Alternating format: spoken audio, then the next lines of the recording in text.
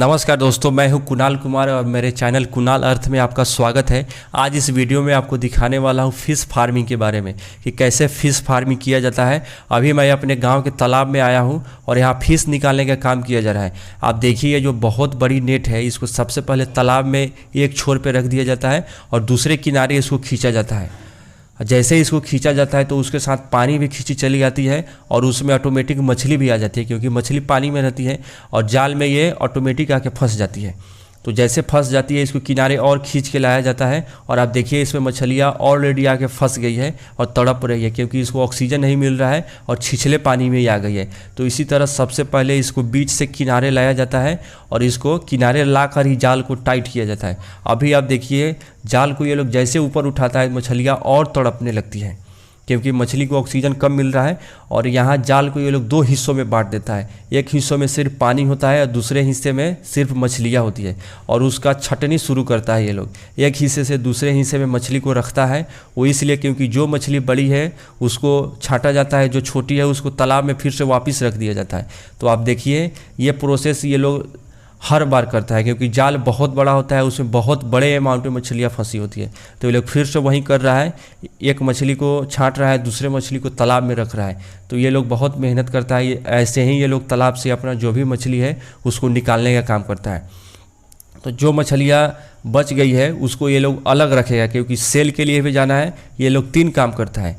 एक तो जो मछली छोटी है उसको तालाब में रख देगा, दूसरी मछली जो बड़ी है उसको अलग रखेगा, और तीसरी मछली को भी छांटनी होता है, जिसको दूसरे तालाब में भेजना होता है। तो इसी तरह ये लोग अपना जो मछली निकालने का काम है ये किया जाता है। तो अगर आपको ये वीडियो यहाँ तक पसंद आया है तो वीडियो को लाइक करिए और चैनल को सब्सक्राइब करिए। और इसी तरह अर्थ से रिलेटेड, मतलब नेचर में जो भी घटित होता है उससे रिलेटेड वीडियो मैं आपको आगे और भी बना के दिखाऊंगा। तो चलिए अपने टॉपिक पे आते हैं। तो देखिए, ये जो मछली है बहुत तेज़ी से तड़प रही है, क्योंकि यहाँ पानी का मात्रा बहुत कम हो गया है और ये लोग नेट को पकड़े हुए हैं। अगर इंडिया में हम मछली पालन की बात करें तो ये बहुत बड़े पैमाने पर किया जाता है। इंडिया में फ़िश फार्मिंग एक मेजर इंडस्ट्री है। यह इंडस्ट्री अकेले 15 मिलियन से ज़्यादा लोगों को रोज़गार देती है। तो भारत का जो क्लाइमेट है वो फ़िश फार्मिंग के लिए बहुत अच्छा है, क्योंकि यहाँ ज़रूरत से ज़्यादा बारिश होता है। इंडिया में 60% से ज़्यादा लोग मछली खाना पसंद करता है। आप सोच सकते हैं कि इसका डिमांड कितना ज़्यादा है। 60% से ज़्यादा लोग मछली खाते हैं भारत में। तो अगर आप इस बिज़नेस में आते हैं तो आपको बहुत ज़्यादा प्रॉफिट होगा, क्योंकि आपको इसमें मार्केटिंग का कोई टेंशन ही नहीं लेना है। आपको सिर्फ प्रोडक्शन करना है, मार्केटिंग ऑटोमेटिक हो जाएगा।